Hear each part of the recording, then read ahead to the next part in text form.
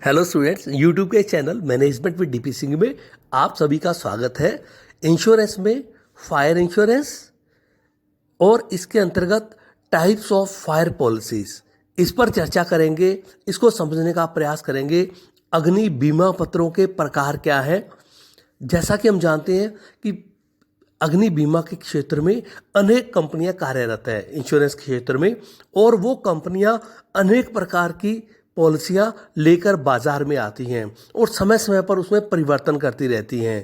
तो कौन कौन सी पॉलिसियां बाजार में प्रचलित हैं और किस प्रकार से वो हानि रक्षा के विरुद्ध अपने जो इंश्योरेंस प्लान है वो लेकर आती हैं, इसको चर्चा करते हैं, इसको समझने का प्रयास करते हैं।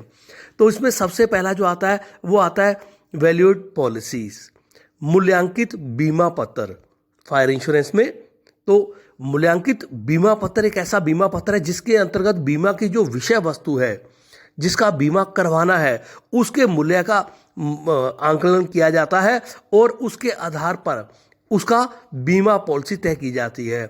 और इसका जो ये मूल्यांकन है ये एक्सपर्ट वैल्यूअर जो कंपनी द्वारा बनाए जाते हैं वैल्यूअर, उनके द्वारा ये इसका मूल्यांकन किया जाता है। और यदि उस विषय वस्तु में कोई क्षति हो जाती है अग्नि के कारण से, तो उसके पश्चात जो उसकी मूल्यांकन किया गया है उस आधार पर उस राशि के बराबर अगर उसकी सारी क्षति हुई है, पूरी तरह क्षति हुई है, तो उसके बराबर उसका भुगतान क्षतिपूर्ति के रूप में बीमाकर्ता को करना पड़ता है। चाहे उसका बाजार मूल्य उससे अधिक हो, उस वास्तविक जो उसकी विषय वस्तु है उसका यहाँ कम हो, ये इसमें कोई विशेष ध्यान नहीं रखा जाता, क्योंकि उन्होंने पहले ही उसका मूल्यांकन करके और उसका निश्चित कर दी राशि, तो क्षति होने पर उसके अनुसार उसे बीमे का भुगतान किया जाता है। दूसरा इसके अंतर्गत आता है एवरेज पॉलिसी, औसत बीमा पत्र।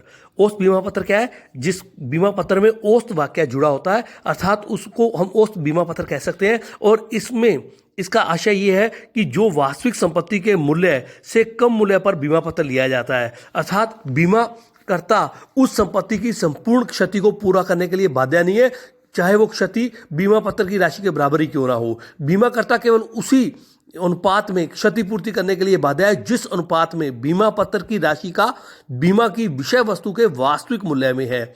या हम ये कह दें, इसके लिए एक फार्मूला तय किया गया है। क्षतिपूर्ति की राशि की गणना कैसे होगी? इसमें बताया गया कि बीमा पत्र की राशि जो उसमें बीमा पत्र में निश्चित की गई है इनटू मल्टीप्लाई बाई क्षति की वास्तविक राशि अपॉन बीमा की विषय वस्तु का क्षति के समय बाजार मूल्य है। इस आधार पर उसकी राशि की गणना की जाती है, क्षतिपूर्ति की राशि की, जिसे बीमाकर्ता भुगतान करने के लिए बाध्य होता है। थर्ड इसमें आता है स्पेसिफिक पॉलिसी। विशिष्ट बीमा पत्र वह बीमा पत्र है जिसके अंतर्गत किसी भी संपत्ति का एक निश्चित राशि के लिए बीमा करवाया जाता है।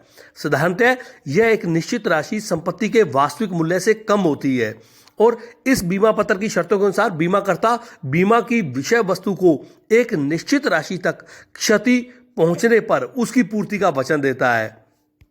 अर्थात उससे अधिक की क्षति होने पर भी बीमाकर्ता से बीमा की राशि की क्षतिपूर्ति नहीं करवाई जा सकती, क्योंकि उन्होंने पहले ही स्पेसिफिक करके पॉलिसी में उसको मेंशन कर दिया है। नेक्स्ट फोर्थ आता है फ्लोटिंग प्लान। देखिए, फ्लोटिंग प्लान में नाम से स्पष्ट है, चल या कह दे प्लावन बीमा पत्र, या इसको चलायमान बीमा पत्र भी कह सकते हैं। जब कोई बीमा करवाने के लिए बीमित यह तो जानता है कि उसके पास एक समय विशेष पर कितना माल है, किंतु किस स्थान पर, अगर उसके कई स्पोर्ट्स हैं माल को स्टॉक करने के, उस समय किस स्थान पर कितना माल है तो ये उसको जानकारी नहीं है, तो ऐसी स्थिति में वो चल बीमा पत्र ले सकता है। ये एक ऐसा बीमा पत्र होता है जिसके अंतर्गत बीमित विभिन्न स्थानों पर अपने पड़े माल का और फ्लोटिंग माल का, अपने कहते हैं गुड्स का बीमा करवाता है। इस हेतु बीमित अपने संपूर्ण माल की घोषणा कर देता है और जिसके लिए उसे एक बीमा पत्र जारी कर दिया जाता है और इसके साथ कुछ शर्तें भी निश्चित कर दी जाती है। तो ऐसी स्थिति में उसके द्वारा करवाए गए बीमा पर जो क्षति होती है उसके अनुसार उसे क्षतिपूर्ति, अगर होती है कोई क्षति होती है तो उसका भुगतान किया जाता है, उसकी क्षतिपूर्ति की जाती है। नेक्स्ट फिफ्थ आती है डिक्लेरेशन पॉलिसी, घोषणा बीमा पत्र, या इसको कह देते हैं माल या स्टॉक घोषणा बीमा पत्र। देखिए, घोषणा बीमा पत्र नाम से स्पष्ट है कि इसके अंतर्गत जो बीमित होता है वो अपने माल के रेट के या मूल्य के घटने बढ़ने के कारण से कोई निश्चित घोषणा नहीं कर सकता। तो ऐसी स्थिति में वो निश्चित बीमा पत्र को क्रय नहीं कर सकता। तो ऐसी स्थिति में वो क्या करता है कि एक अनुमानित राशि के बराबर अपनी स्टॉक का बीमा करवा लेता है और बीमा करता उस अनुमानित राशि के आधार पर ही प्रीमियम की गणना करके उसको प्रीमियम की राशि उससे वसूल करता है।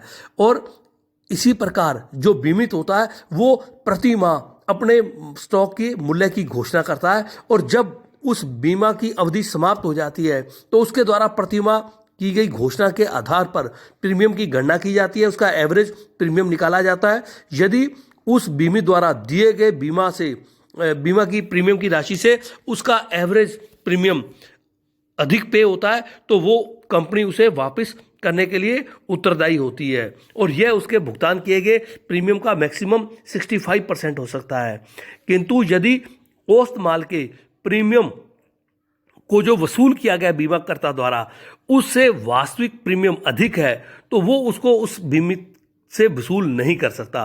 कहने का अभिप्राय कि यदि प्रीमियम की राशि अधिक है तो बीमित उसको वसूल कर सकता है, लेकिन यदि उसके द्वारा प्रतिमाह की गई घोषणा के आधार पर उसकी प्रीमियम की राशि कम है तो कंपनी उसको वसूल नहीं कर सकती उससे बीमित से। इस प्रकार की एक घोषणा बीमा पत्र की पॉलिसी बनाई जाती है। नेक्स्ट 6 आता है एडजस्टेबल पॉलिसी, समायोजनीय बीमा पत्र। नाम से स्पष्ट है, यह बीमा पत्र किसी भी विद्यमान माल पर इस शर्त के साथ जारी किया जाता है कि माल की मात्रा अथवा तथा राशि में यदि कोई घट बढ़त होती है तो बीमा की राशि उसी के अनुसार समायोजित कर ली जाएगी। अतः बीमा पत्र के लिए बीमा प्रारंभ से एक निश्चित राशि का बीमा पत्र लेता है, जो बीमित है वो एक निश्चित राशि का बीमा पत्र ले लेता है और उसके निर्धारित प्रीमियम का भुगतान करता है। तत्पश्चात यदि बीमित व्यक्ति माल के स्टॉक का घटने बढ़ने की सूचना समय समय पर उसको देता रहता है बीमाकर्ता को, तो बीमाकर्ता वो समय समय पर उसको अंकित करता रहता है और उस समय जितनी राशि के स्टॉक की सूचना बीमित पत्र द्वारा अंकित होती है उस राशि को का बीमा हुआ मान लिया जाता है। इस प्रकार से क्षति का होने पर उसका अंतिम बार अंकित की गई बीमा की राशि के अनुसार उसकी क्षतिपूर्ति निकाली जाती है। इस प्रकार ये कह सकते हैं कि अंतिम जो सूचना अंकित की गई है बीमित द्वारा बीमाकर्ता को, उसके आधार पर यदि क्षति होती है तो उसकी राशि की गणना की जाती है, क्षतिपूर्ति राशि की, और प्रीमियम की राशि की गणना भी उसी आधार पर उसके द्वारा दी गई सूचना के आधार पर कर ली जाती है। यदि कोई उसमें कम ज़्यादा शेष रहता है तो पक्षों द्वारा एक दूसरे को भुगतान कर दिया जाता है। नेक्स्ट 7 आता है maximum value with discount policy. इस बीमा पत्र या कहते छूट युक्त अधिकतम मूल्य बीमा पत्र। इस बीमा पत्र के अंतर्गत व्यापारी को वर्ष भर अपने पास रहने वाले अधिकतम स्टॉक का बीमा करवाना पड़ता है और संपूर्ण वर्ष की प्रीमियम की राशि की गणना भी उसके द्वारा जो अधिकतम स्टॉक का बीमा करवाया गया उसकी कैलकुलेशन करते हुए प्रीमियम की राशि का निर्धारण किया जाता है। इस प्रकार वर्ष भर में माल के मूल्य का न तो कोई इसको समायोजन करना पड़ता है न उसे कोई घोषणा करनी पड़ती है, जैसा कि उपरोक्त अपने 2-3 पॉलिसियों के अंतर्गत देखा। इस प्रकार वर्ष भर में अधिकतम स्टॉक मूल्य का उसका बीमा है वो चालू रहता है। यदि कोई क्षति नहीं होती तो ऐसी स्थिति में वर्ष की समाप्ति पर बीमाकर्ता बीमित को 1/3 उसका प्रीमियम लौटा देता है, अन्यथा क्षति होने पर उसके अनुसार उसकी क्षति की पूर्ति कर दी जाती है। नेक्स्ट 8 इसके अंतर्गत आता है एक्सेस लॉस पॉलिसी या कहते आधिक्य हानि बीमा पत्र। जब किसी व्यापारी के स्टॉक की मात्रा उसके पास उसकी जानकारी में पूरी तरह नहीं होती और अस्थिर बनी रहती है तो ऐसी स्थिति में वो क्या करता है, अधिक बीमा करवाने का एक विकल्प होता है वो जिसको वो चुनाव कर लेता है और वो बीमा पत्र ले लेता है। इस हेतु व्यापारी को 2 बीमा पत्र लेने होते हैं। एक बीमा पत्र तो उस राशि का लिया जाता है जिसमें उसका न्यूनतम स्टॉक, कम से कम इतना स्टॉक तो उसके पास हमेशा विद्यमान रहता है या उसके स्टॉक में रहता है, और दूसरा वह है कि उसका मैक्सिमम किसी समय अधिक स्टॉक मैक्सिमम ये हो सकता है तो वो अधिक बीमा पत्र प्राप्त कर लेता है, जिसको अपने अधिक बीमा पत्र या कहते एक्सेस लॉस पॉलिसी कहते हैं। तो ऐसी स्थिति में हम जो प्रथम बीमा पत्र है जो न्यूनतम पर है अर्थात मिनिमम स्टॉक कितना रहता है उसे हम प्रथम हानि बीमा पत्र, और जो अधिकतम उसका स्टॉक कभी रह सकता है उसे अपने अधिक बीमा पत्र कहते हैं। तो ऐसी स्थिति में जब उसे हानि होती है तो उसके न्यूनतम या अधिकतम बीमा पत्र के अनुसार देखते हुए उसे क्षति की पूर्ति कर दी जाती है। नेक्स्ट 9 आता है रिप्लेसमेंट वैल्यू पॉलिसी या कहते हैं रीस्टेटमेंट वैल्यू पॉलिसी। अर्थात पुनर्स्थापना मूल्य बीमा पत्र। अग्नि बीमा पत्र के अंतर्गत सामान्यतः बीमाकर्ता जो होता है वो बीमित की क्षतिपूर्ति के रूप में उतनी ही राशि के लिए उत्तरदायी होता है जितना कि क्षतिग्रस्त संपत्ति का क्षति के समय मूल्य होता है। जितनी मूल्य की क्षति हुई है उसकी वो क्षतिपूर्ति करने के लिए बीमाकर्ता बाध्य होता है।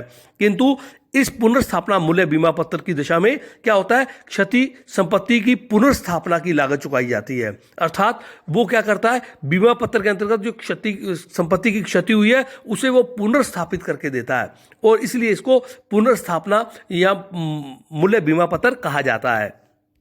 या दूसरे शब्दों में कह दें कि यह वह बीमा पत्र है जिसमें बीमाकर्ता क्षतिग्रस्त संपत्ति के समान नई या बिल्कुल वैसी ही संपत्ति की उसे पुनर्स्थापना के लिए लागत चुकाने का वचन देता है। नेक्स्ट 33 नंबर पे है साधारण बीमा पत्र या कह दें साधारण प्रमाणित बीमा पत्र या कह दें स्टैंडर्ड पॉलिसी। इसके अंतर्गत क्या होता है, साधारण या प्रमाणित जो बीमा पत्र है वो एक ऐसा बीमा पत्र है जिसमें कुछ आधारभूत अपने कहते हैं न्यूनतम जो साधारण जोखिम विद्यमान रहते हैं उनके विरुद्ध उसको सुरक्षा प्रदान की जाती है और किसी विशेष प्रकार के जोखिम के विरुद्ध सुरक्षा नहीं दी जाती। जैसे अग्नि से कहते कोई क्षति होती है या विद्युत के कारण से कोई क्षति होती है, इसी प्रकार से आंतरिक या बाह्य विस्फोट के कारण से क्षति होती है, अन्य प्रभावों से यदि कोई क्षति होती है, वायुयान की क्षति से या माल गिर जाता है इस कारण से क्षति होती है, दंगे हड़ताल दुर्भावना से क्षति होती है, तूफान चक्रवात या अपने कह दें अन्य प्रकार का कोई भूखंड बाढ़ आदि आती है उसके कारण से क्षति होती है, भूकंप के कारण से, जमीन धंसने के कारण से, ऐसी जो सामान्य क्षति होती है, सामान्य जो जोखिम होते हैं उसके लिए इसके अंतर्गत साधारण बीमा पत्र बनाया जाता है और जिसके अनुसार उसकी क्षति की अगर ऐसी परिस्थितियों में क्षति होती है तो उसकी क्षति की पूर्ति बीमाकर्ता द्वारा की जाती है। नेक्स्ट 11 नंबर पे है विशिष्ट जोखिम युक्त बीमा पत्र या स्पेशल कह दें जो प्रिल पॉलिसीज हैं। जैसे साधारण बीमा पत्र में तो साधारण जोखिमों को कवर किया जाता है, नाम से स्पष्ट है विशेष जोखिम युक्त बीमा पत्र। इसमें विशेष प्रकार के जो जोखिम है जिसका उसमें उल्लेख किया जाता है बीमा पत्र के अंतर्गत, उनके होने पर यदि कोई ऐसी क्षति हो जाती है तो उसकी पूर्ति के लिए बीमाकर्ता बीमित के लिए उत्तरदायी होता है। जैसे कहते हैं अग्नि या दुर्घटना के दौरान माल चोरी हो जाता है, कुछ तो माल अग्नि के कारण से नष्ट हो रहा है, कुछ चोरी के कारण से हो गया, या भूमिगत कोई अग्नि के कारण से, भूमिगत अग्नि है उसके कारण से माल की क्षति हो जाती है, सरकारी आदेश से माल को जलाने से कोई क्षति हो जाती है, या युद्ध आक्रमण या किसी प्रकार की बगावत हो जाती है इसके कारण से क्षति होती है, रासायनिक कारणों से क्षति हो जाती है, या अन्य प्रकार की कोई विशेष क्षति जिसका उल्लेख उसके अंतर्गत किया गया है जोखिम पत्र के अंतर्गत, तो उसे जोखिम युक्त बीमा पत्र कहा जाता है और उस विशेष प्रकार के जोखिम के घटित होने पर उसकी क्षति की पूर्ति बीमाकर्ता द्वारा की जाती है। नेक्स्ट आता है व्यापक बीमा पत्र, कॉम्प्रिहेंसिव पॉलिसी कह दें, जिसमें साधारण और विशिष्ट दोनों प्रकार के जोखिमों को शामिल कर लिया जाता है और इसके साथ साथ कोई अन्य प्रकार के जोखिम है उसका भी दोनों पक्षों द्वारा उल्लेख करके और एक बीमा पत्र तैयार किया जाता है।